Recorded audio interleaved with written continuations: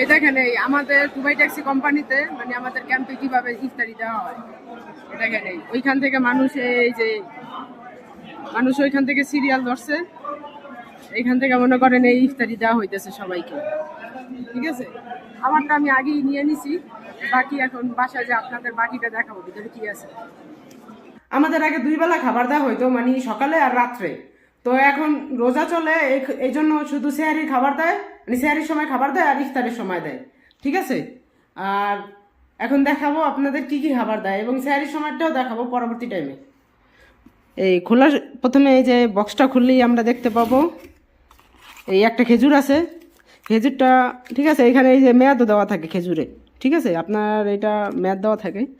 এই লাবান আছে একটা, এইটা ভাই জোস লাগে, সেই মানে সেই লাগে একটা, কেমন লাচ্ছির মতন। 1 বোতল পানি, একটা কমলা,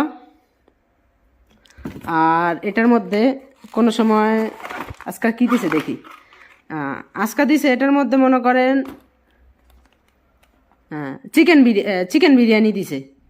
ঠিক আছে, অন্য অন্য সময় এখানে মনে করেন নিয়ে দেয়, মানে গরুর গোস্ত দেয়, মানে বিফ বিফ বিরিয়ানি দেয়, মাটন বিরিয়ানি দেয়, মানে এক এক দিন এক একটা দেয়। কোনো সময় চিকেন, কোনো সময় মাটন, কোনো সময় বিফ, মানে বিরিয়ানি থাকবে সবসময়। এই আমাদের যে ইফতার আছে এখানে সবসময় বিরিয়ানি থাকবে।